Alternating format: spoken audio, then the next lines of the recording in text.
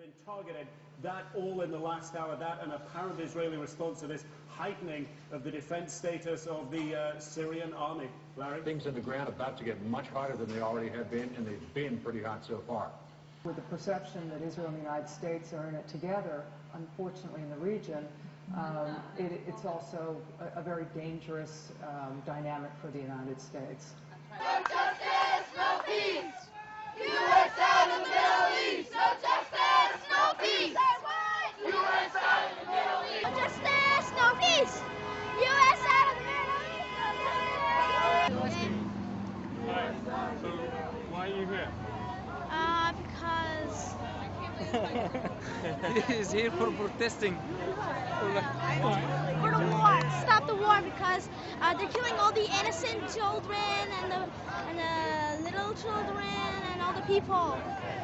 Well, it's mostly because Israel wants to take over Lebanon because they want a country to take over, and I think that's just like a bully would do in school, take over your locker or your desk or something. But it's more bigger because they're actually killing you and killing a lot of children. So I'm just here to show that they're killing a lot of children, a lot of people.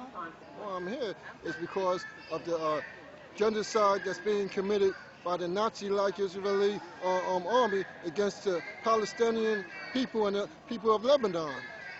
The Israelis are fighting with encouragement and support of the American government. My tax dollars are going to pay for that. My tax dollars go to pay for so much aid to Israel with only a few, I forget what the population is, something like 12 million people. It's more than goes to the entire sub-Saharan South Africa.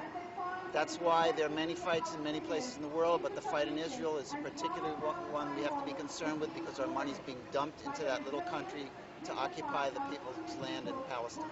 It's really important to speak out against Israel's bombing of Lebanon and U.S. support for it.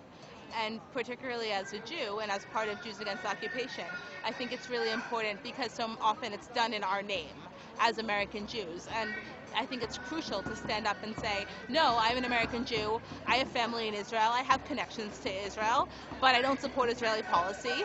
And I think the actions are wrong. I think they're disproportionate. I think they're not going to hurt Hezbollah. I think it's just stupid and unjust all around, and I think we really need to say that. I mean, I think that this, I'm against both what Israel's doing as well as what the U.S. is doing. I think that basically this is a U.S.-sponsored war on Lebanon that's creating, mass destruction for, they're saying a fifth of the people in Lebanon have been displaced. More than 600 Lebanese have been killed. And I think it's about, the U.S. and Israel, trying to, as Condoleezza Rice said, create a new Middle East. It's about the U.S. having even more control and destruction of people's lives there, which, I think only strengthens their ability to oppress people here. You cannot kill us with your silence. This is the result of the silence of the American people, and we are going to survive. But afterwards, what are you going to say? What is the American taxpayer going to say? We didn't know? Are you going to repeat the Holocaust again, saying you didn't know? The ball is in your court, America. Your tax money being wasted, your tax dollars used to destroy the Middle East. Those who are silent, the taxpayers who are silent are guilty of war crimes. If Israel did not have the American people behind them, giving them money and economic aid, financial aid, and weapons, they wouldn't be able to do what they're doing now to Lebanon and to Palestine.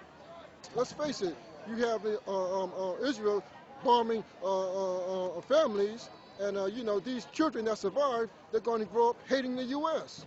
And same in Iraq. You have U.S. Army bombing Iraqi homes. Those children are going to grow up hating the U.S. The only thing we smell is death, and the only thing we feel is the cold breath that makes our necks stiff. Our pain is one link in a chain of 38 years of oppression, and our children were dead at conception, brought into a world with no protection from tank shells and the hell of strip searches. While the world grieves for Tel Aviv, I wonder, where are the apologies for Gaza City, where families are dying every day because of Israeli artillery? We clench rocks in our fists as a means to resist the occupation we witness. We will not be forgotten, left rotting like the food you refuse entry. As your settlers beat our elementary school children, a new militant picks up a weapon. As a mother's 8-year-old son is gunned down by the apartheid wall, another mother crawls under barbed wire, not thinking of virgins, but the desire to see her son again.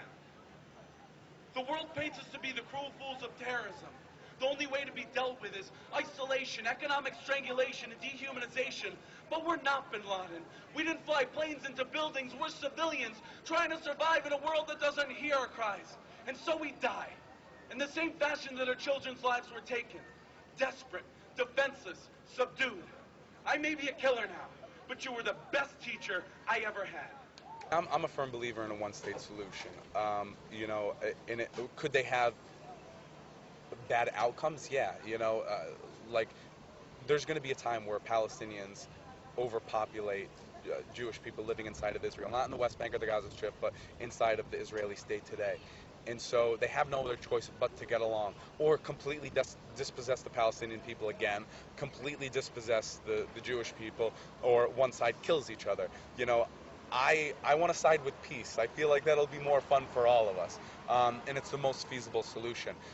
And nobody thinks it's going to happen overnight. It's slow integration through culture, through politics, through economics, you know, through all of these institutions where you have people living together and living on your border, and they need each other a lot more than people like to admit. Everything stop. Every injustice should stop. Everything, all the wars, because there's no use of it. It's just gonna cause hatred and like more people dying. It's not right. The people, united, will never be defeated.